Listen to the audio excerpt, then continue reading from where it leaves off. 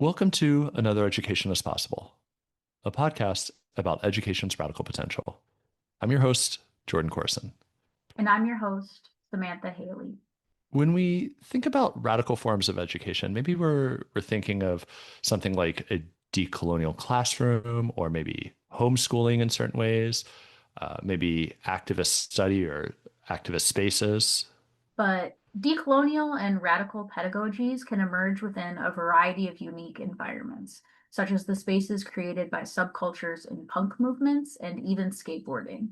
Our guest for this episode, Dr. Noah Romero, examines critical unschooling and minority led subcultural spaces, asking us to interrogate their potential to transform our relationship with ourselves, with others, and with the world around us. So, without further ado, let's dive into our conversation with Dr. Noah Romero.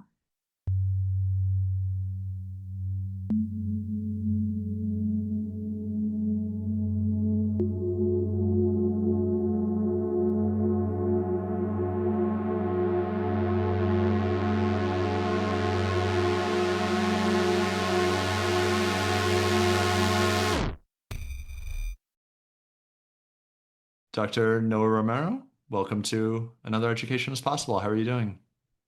I'm doing well, thank you. Dr. Corson, it's lovely to be in community with you all, and thank you for having me. It's great to have you here. Maybe you could just start by sharing a little bit about your work in general. I think, particularly as it relates to the things we're going to talk about today around self-directed education, decolonial punk pedagogies, all of this. Cool. Yeah, absolutely. Yeah, kia ora tato. My name is Noah Romero. I am an assistant professor of Native American and Indigenous Studies at Hampshire College. I'm also the chair of the Five College Native American and Indigenous Studies program. I'm also education lead at the National Science Foundation Center for Braiding Indigenous Knowledges and Science. I hold a PhD in Maori and Indigenous education, as well as critical studies in education from Waipapa Taumataro, the University of Auckland in Aotearoa, New Zealand.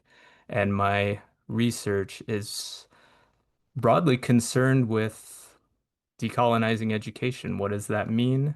How do we do it? How do people do it in all sorts of contexts and terrains?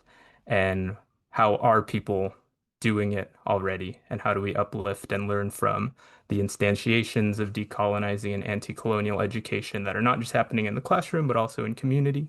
So I look at skate parks or skate communities, minority-led subcultures like punk rock, heavy metal, unschooling, and kind of theorize the decolonizing and anti-colonial implications of those pedagogical and curricular practices.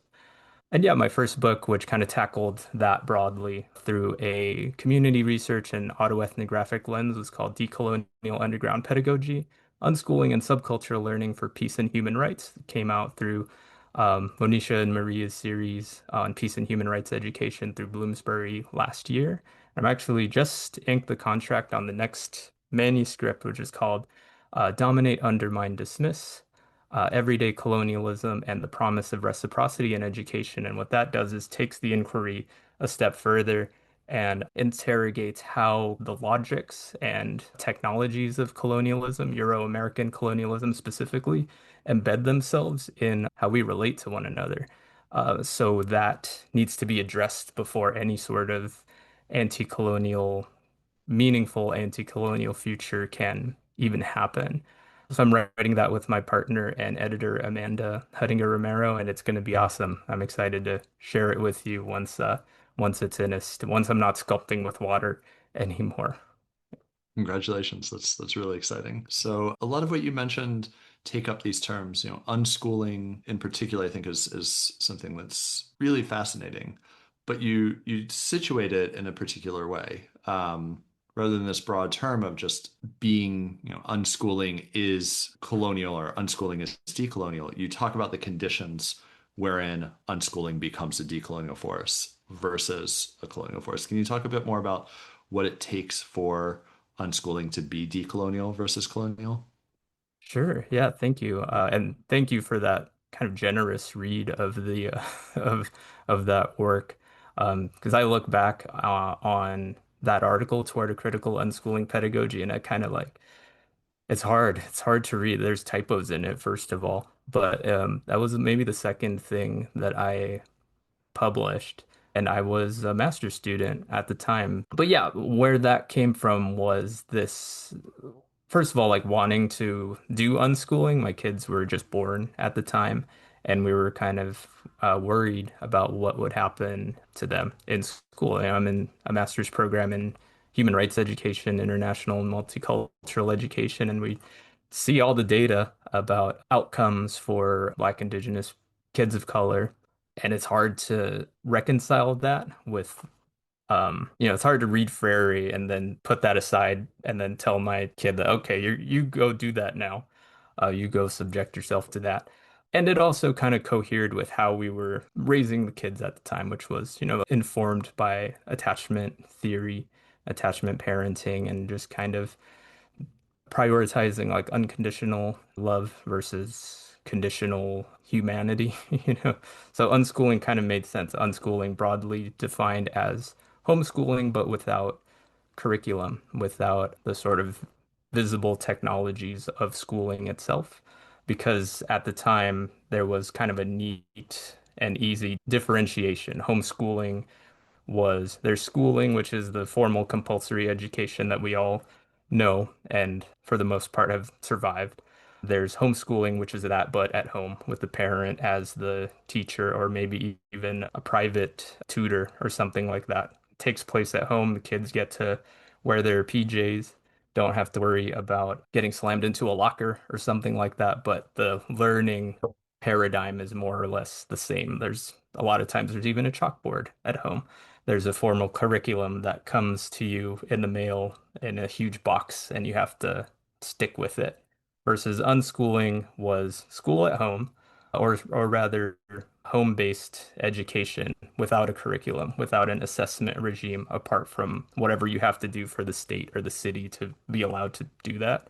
But otherwise is learning that comes out of being part of a community, and being part of a community comes with having to do stuff, having to take on responsibilities, having to socialize with folks who are of all different age groups and backgrounds. And unschooling is about prioritizing that kind of learning versus encountering learning as a product to be acquired through navigating the rituals of schooling or even homeschooling. So yeah, broadly, unschooling is that. Learning in community, learning as part of one's everyday life. And there's a neat acronym that you all maybe encountered, LOPI, like listening, observing, pitching in, which often describes non-Western and informal forms of education, some pre-colonial forms of education as well. Maps on pretty well to unschooling. That's kind of what folks prioritize in that space. And I've talked a lot already, but getting to the difference between when it becomes decolonial, um, yeah, something I've realized in the intervening years between now and when that article came out is like decoloniality, anti-colonial pedagogy is it's really prescriptive. Like for your unschooling to be decolonial, you can't just be going out and doing unlimited screen time, unlimited video games, unlimited sugar, and not brushing your kids' hair and just letting them take up space and do whatever they want, which is what I was seeing a lot of in the like mainstream unschooling discourse. This kind of prioritization of unfettered, like almost like a neoliberal conception of freedom, freedom to consume, freedom to dominate, freedom to take up space versus wanting to promote like a more relational and community responsive understanding of learning in community, you know? But yeah, I realized since then that it can't be prescriptive and or evaluative like that word decolonial. Like it can only be aspirational, right? It can only be something that guides us, but it can't be like a cudgel used against how people live their lives or make the decisions that they make, especially when having a realistic encounter with what people's constraints are, what they have to deal with, and the nuances and complexities of their lives. So yeah, for that reason, I try not to like say like, oh, to be a critical unschooler, decolonial unschooler, you have to do things this way. It's just an offering, you know? here are some things you might consider in order to practice this privilege, really. There's the whole 99% of people aren't even going to have the positioning socially or economically to even consider this. So how do you take this and maximize, how do you take it and do it in a way that stops colonial processes from happening, whether that's regimes of regulation that govern the accepted performance of one's gender or one's race even? And how do you do that to like enrich your own unschooling practice versus me judging whether or not your unschooling is decolonial, colonial, good or bad? Yeah, it's all just offerings. There's so much bound up in that. I think you're hitting on it. Sounds like your own background, which we might be able to get into around punk rock and things like that, might have factored in. But I'm thinking specifically here about theories of family abolition. Seem like they played a role in defining this, and similarly, I'm thinking about Fred Moten has the concept. I believe he phrases it the governmentality of choice. Decolonial unschooling isn't simply do whatever the hell you want. I don't care. Like you're free. Like you said, that's a very neoliberal conception. Instead, there's something very active and agentive happening in this process without introducing these hierarchical colonial regimes that have dominated schooling as we unschool ourselves and our communities. And so, jumping off from that a little bit, like in discussing punk movements, for me, growing up, Rage Against the Machine, Public Enemy, Cypress Hill, those were instrumental into like my learning of like just engaging with different facets of the world and like intersectional justice and recognizing those struggles. And so, what does decolonial underground pedagogy look like, especially in regards to punk movements, and what can it offer when thinking of like decolonial healing? Yeah, I love that question. I think something that I've been thinking a lot about is like simplicity, like the benefit of simplifying a lot of my own thinking and a lot of the thinking that I'm engaged with. So something I tell my students who struggle with readings is like, what's the one question? What's the one big question that comes out of this? And then just go from there. So that's kind of a cheat code for preparing my classes, actually, even when I don't understand the reading or am struggling with synthesizing it. What's the one big question? So, something that comes out of all of these engagements with decolonial pedagogy, anti-colonial education is what is the purpose of education itself, like writ large? Can we just boil all of this down into that question? And for me, it's the purpose of education, of all of this, no matter what you call it, but especially in an indigenous and anti-colonial paradigm, is that the purpose of teaching and learning processes is to make it so that people are able to define their aspirations on their own terms and get access to the resources and competencies needed to achieve those things. Like for me, that's what all of this is about, and all of it can boil down to that at some level. There's going to be every different version of that question, right? But for me, that's what it all boils down to. And then the role of the teacher is to like be the elder, the person who makes it so the young person of any age going on that learning journey, learning trajectory is able to do that because they're the ones who've done it already and have things to offer. So that makes it so the elder's role is to help, right? Not to assess or judge or gatekeep. It's actually to remove the obstacles from that person defining their goals and aspirations and desires and having the competencies and tools needed to go get after them. So where punk fits into that is, to me, punk is a place where you can do that, right? Or for me, it was the first place where I encountered that kind of relationship and relation to teaching and learning. It was a place for me where I could explore the ideas that I wanted to explore without feeling some kind of threat for exploring them.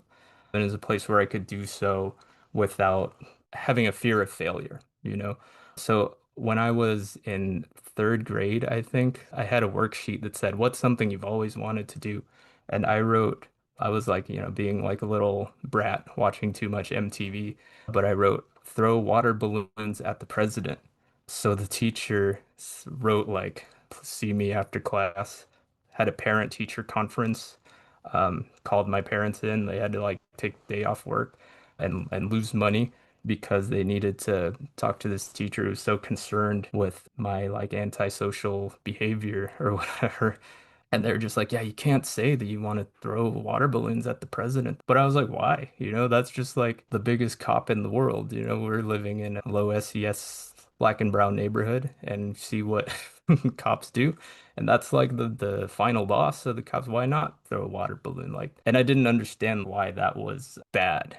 But that was the first time where I realized that, oh, there are certain things you say that could get you in trouble. Like you can't just explore, think about things and work things out and try things and experiment. Like you have to be on your best behavior, as it were. So yeah, I kind of just carried that throughout the rest of my time in school, and school became not a place of experimentation or learning really, but one of, well, like, what's the least I can do to just get out of here?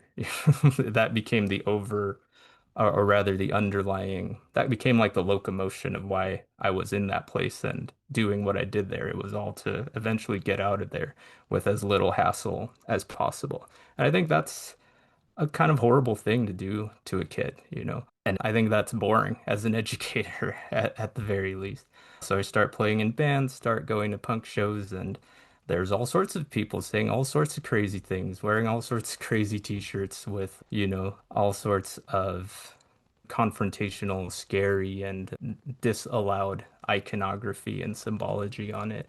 And they end up being cool people who aren't scary or dangerous or violent and are helping one another, like cultivate their knowledge around anarchism or socialism or gender equity. And when they're say something out of line or out of pocket or dangerous, then there are mechanisms to correct that behavior, and there's usually an invitation back into the circle once it's been corrected, rather than you get expelled, you get suspended, you go to the principal's office. So it was an encounter with a different sort of logic, which made me realize that a different sort of world is possible. And punk rock is not without its tensions and its own colonialisms.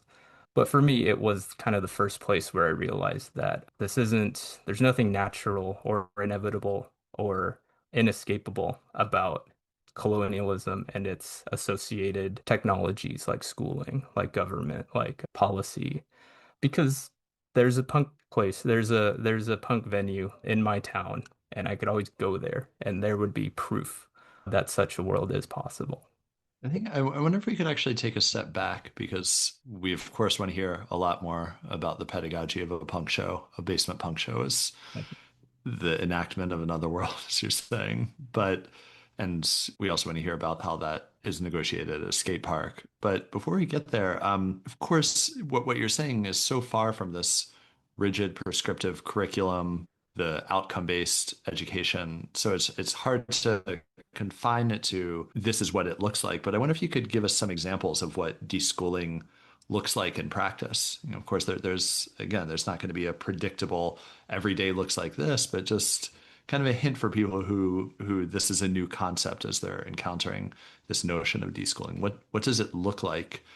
Because you mentioned things like teachers, so there's still a role for this person who practices a craft called a teacher. What does that look like for everyone involved?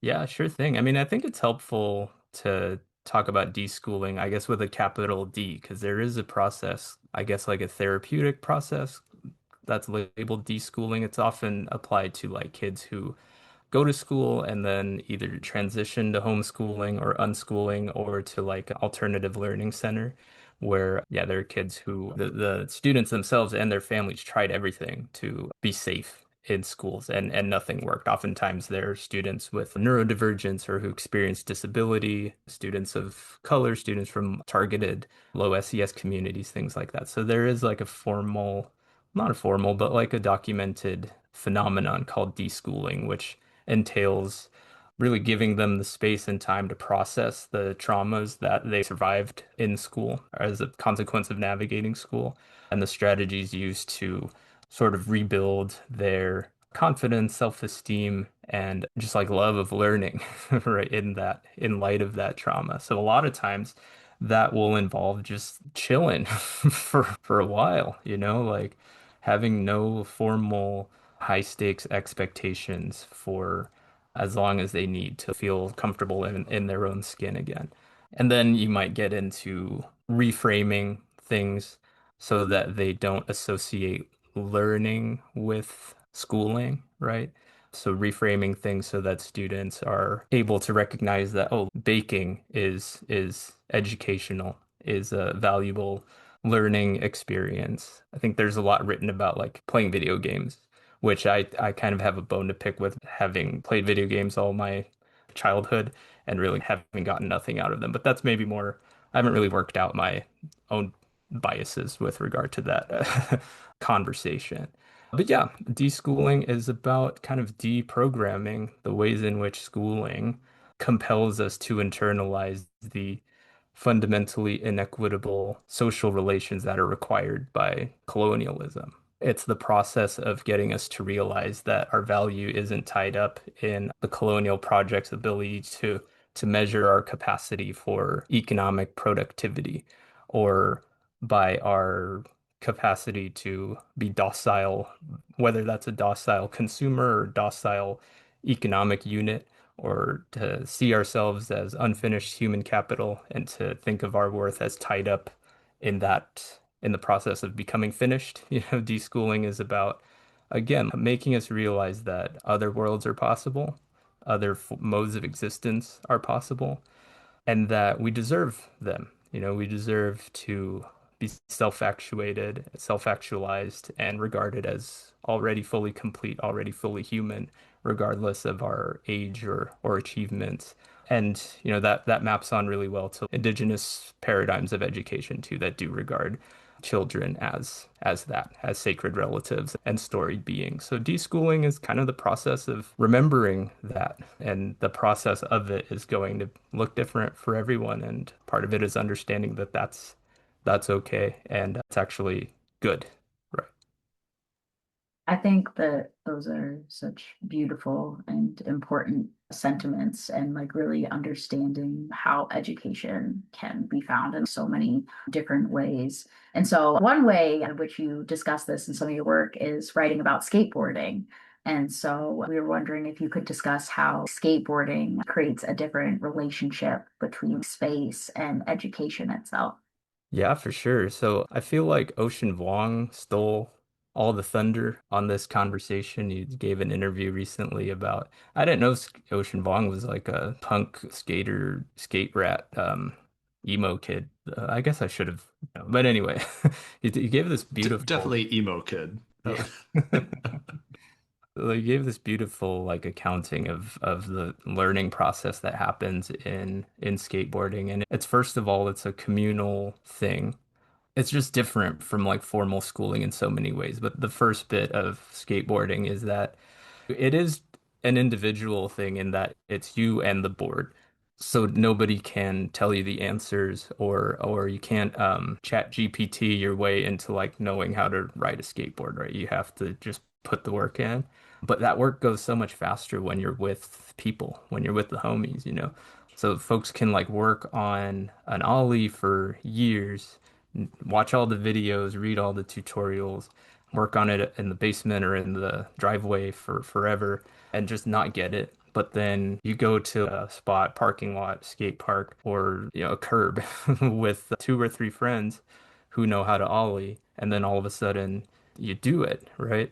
And the thing is, your friends know that you've been struggling with that move, but even if they weren't looking while you were practicing it, they know like by the sound whether you landed it or not. And as soon as they hear that sound, everyone comes rushing over, celebrating your accomplishment and regarding it as their accomplishment too.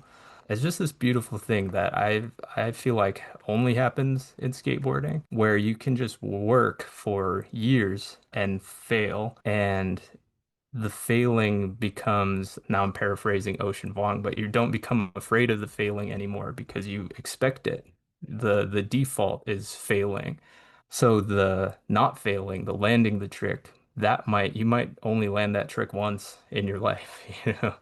You might land it and then go right back to failing. but you kind of live for those moments of fleeting, concessionary, temporary joy, collective joy, in spite of the failure, or maybe even because of the failure, and you come to expect the failure.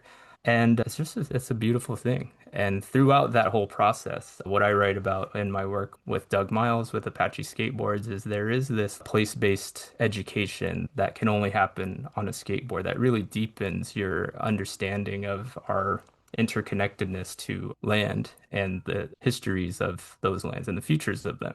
Simply because when you're on a skateboard, you have to know what you're skating on, or else the consequences of not knowing are very painful. Like you could lose teeth, you could break your bones, like some horrible things can happen to you. So you have to be vigilant and respectful of the land that you're skating on because just a single pebble on that land could derail you.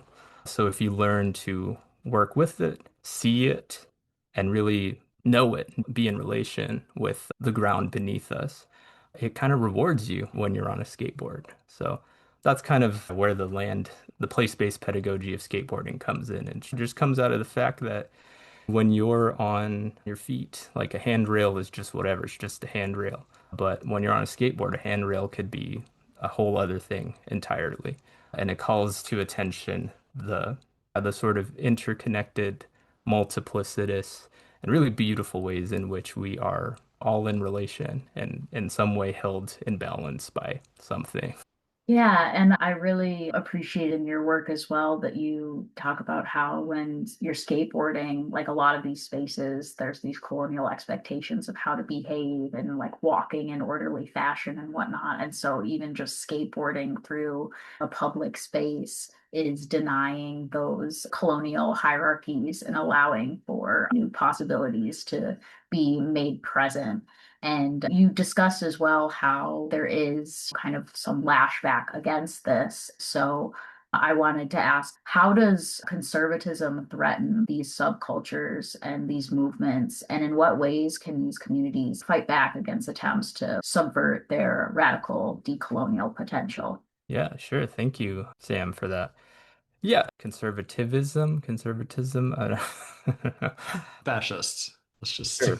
Dashes, name yeah. it. Yeah. Well, I'm not as tapped into the literature around. Well, no, I did write that piece about punk and the neoliberal university and conservatism as the new punk and things like that, and just calling out the absurdity of that kind of discourse. But yeah, I mean, it happens all the time. It happens with anything that's cool. Like people are gonna try to like take it and make money off of it and transform it into something that ultimately it isn't, and it'll always fail because that desire to possess and profit off of and exploit and kind of subsume things that are cool into this settler colonial superstructure. Like it always fails because that's not cool. It's not cool to be like, I own these things and there are these things on the board and there are these colors and the colors correlate to these rankings. Like that's boring at the very fundamental level. On a macro scale, I'm not too concerned with skateboarding being watered down by corporate incursion or whatever. Like these scenes and these youth-led, minority-led subcultures are adaptable and responsive and vigilant and uncompromised in their critique. So yeah, we use the example of Olympic skateboarding and how that is kind of contentious. A lot of skateboarders aren't in favor of the Olympics and the sort of state-based legitimation that comes with being endorsed as a competitive Olympic sport. But then others are like, okay, yeah, it's cool. It's a space where some kids can make a lot of money skating or get support from their government to skate. But there's always going to be kids who don't care about the Olympics and are going to be skating anyway. Like skate culture is not going to be undermined or abolished because of Olympic incursions and corporate incursions into the community. And it's kind of the same thing with punk. There could be, I don't know, conservative punk band or something like that. That's whatever. They're not going to last very long because punk is cool and patriarchy isn't. So the songs are going to be boring. They're going to lose their audience. and there will be 1,000 other punk groups that come behind them that aren't bogged down by that sort of need to control and own and hate things. So, yeah, I think conservatism will always be a threat to reciprocal and indigenous modes of existence, whether those are traditional or contemporary. But there will always be a resistance, and the resistance will always ultimately win, I think. And that's something that helps me sleep at night. And I've just kind of seen it throughout my career as a researcher and also just my life. Yeah. Yeah, I think you've demonstrated a lot of the ways that this learning takes place, like outside of educational settings, or well, traditional educational settings, I should say, like the classroom. But so how can these subcultures contribute to human rights education as a whole and education inside of a classroom as well? Like how can we change these classrooms from both inside and outside of them? Yeah, so I think they have quite a lot to teach us about human rights education and anti-colonial education as well. If we take the definition of anti-colonial education as teaching and learning processes that either stop or endeavor to stop colonial processes from reproducing themselves, then making it so that a child can walk into a learning environment and be valued as they are and listened to and regarded and the elder in charge is willing to have their thinking changed and willing to do things differently because of their conversations with that child. That's already in and of itself a direct refutation of colonial schooling systems, which are predicated on maintaining childist teacher-student hierarchies, which are predicated on advancing understandings of knowledge and knowledge acquisition that are property oriented, that are based on the ritualized, the sort of like systematic completing of decontextualized rituals and the regurgitation of biased Eurocentric knowledge. And that's not even talking about the sort of carceral and punitive modes of disciplining and segregation that children face in school. So engaging that critique and countering it, and then even just trying to apply it is something that subcultures do, minority-led subcultures do. And in my research, I found that that's what attracts a lot of Black, Indigenous, person of color youth to those spaces, even when they're regarded by dominant culture as white spaces. I'm talking about like punk rock, skateboarding, heavy metal, things like that. There is that freedom that is tangible, that's fungible in those spaces, that is just not always present in school. I'm not going to say it's never present because students and teachers as well oftentimes construct those spaces, but oftentimes those are contested spaces that are subject to surveillance and punishment from the administration. Whereas being able to just go to such a place and encounter it as an anti-colonial pedagogy at the point of entry is just a beautiful thing. So my provocation, my challenge to teachers is how do you make your classroom such a space? And I've had the privilege and honor of meeting all sorts of teachers who do just that. But oftentimes, something they always tell me is that they have to be careful when they're doing that. They'll get in trouble if someone finds out that they're leaving 5 minutes at the end of class to counteract the state mandated curriculum that they had to teach the other 55 minutes of class about Christopher Columbus or how slavery was actually not that bad. Some of them labor in constraints, in constrained environments where they have to do things like that, and yet exercise radical agency to tell counter stories and promote counter hegemonic ways of teaching and learning, even in those constraints. So yeah, a lot of those teachers, you find out that they're punks, that they're in bands, that they're skaters, that they do roller derby or make zines or DJ or do graffiti. So I think there's a connection there. So I think one thing I'm left wondering here is this question of access, because I think some people might just grow up in it and not even remember the first time they went to a skate park. They have somebody who brought them to their first punk show. But I think all the time about seeing folks online saying, I want to get more active. I want to be an organizer, but I don't know how to start.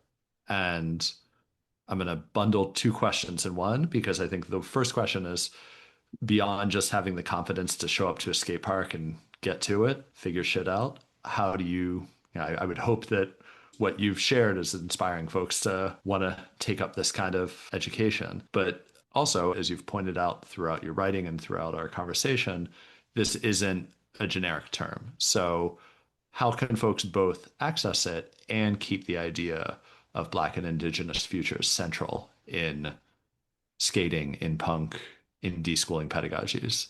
Yeah, that's a wonderful question. I think something that I've encountered a lot in my research is that even when there's seemingly no quantitative, quantifiable expectation of access, right? Like kids on the res skateboarding.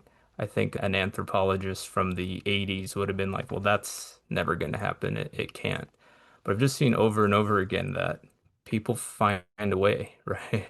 And oftentimes they find a way through not through rugged individualism or through like willpower or force of personality. It's through community, right? It's through people coming together and having realistic, sober, clear-eyed conversations around what the needs are, and then banding together and marshaling their resources and competencies collectively to meet those needs. I think that is an apt descriptor of exactly how Apache skateboards came into being, right? It's one kid on the res was able to get a skateboard, but the other ones weren't able to. So Doug Miles, the artist, sort of realized that he had some mechanisms and strategies for meeting that need, right? And then on top of that, once the kids got their skateboards, they realized that there's nothing that represents them in the art and vernacular of skate culture at the time. So Doug said, well, I'm an artist. I have paint cans. I have spray paint. Let's fix that. Let's do something about it. Right. And now in their third decade, 20 plus years later, we've got not only a Native American professional skateboarder, but a team of Native American professional skateboarders who have their own pro model shoes. They have their own decks with their name on it. So now it's not actually possible for an Apache kid to grow up in a world where they don't see themselves on skateboards because they can go to the mall and see Apache skateboards like right there. So I'm not saying that is all of a sudden the cure for the colonial condition or the requisite for a post-colonial future. But to your question around Black and Indigenous futures, I kind of realized through my work that Black and Indigenous futures are the future because no matter what the colonial project tries to do or does, no matter what sort of destructive resources it develops, cultivates, processes, marshals, and uses against communities, people survive. People still figure things out. Even in the, like I said, the tightest of spaces, there's agency and there is livingness, there's vitality, there's futurity. And it's because people are willing to share. People are willing to work together, have honest conversations, and marshal the resources that they do have in order to meet the needs of the collective. And I think that is something that's Indigenous past, presents, and futures. And I think it's all of our future as well. And I think it's time to start doing school in such a way that we don't actively try to deny that and instead foster it and make it a reality for everyone. I just wanted to, it's more of a comment than a question. I just wanted to really thank you for your work because I'm a teacher myself. I teach US History 1 to sophomores, and we start the curriculum with colonization and Christopher Columbus, unfortunately. And it's always such a difficult unit to teach, this unit and other units as well within our curriculum, because my department is heavily filled with conservatives. So I always feel like it's difficult for me to teach the way I want to teach and kind of treat the students the way I want to treat them. Like at the end of the day, the students are people, and I genuinely hate that hierarchy of, I'm your teacher, you need to respect everything that I'm saying. And it does get dangerous sometimes because someone else might look at that and be like, oh, like, why are you, acting like that towards the students? But in reality, you're just trying to show them respect and you're trying to acknowledge that they're learning, you're learning as well. So I just wanted to say thank you. I do really appreciate your work. Oh my gosh, thank you so much, Sarah. That really means a lot. And I don't know if it comes through in my writing, but yeah, I am deeply invested in teachers as part of a decolonial future, as part of an anti-colonial resistance. And before I came to Hampshire, I was a teacher educator. I worked for the Nevada Educator Preparation Initiative, which was one of the, I think at least in Nevada, is the biggest teacher preparation institute like ever. So for me, teachers, it's one of those rare callings, right, where all the stuff all the nonsense you have to deal with.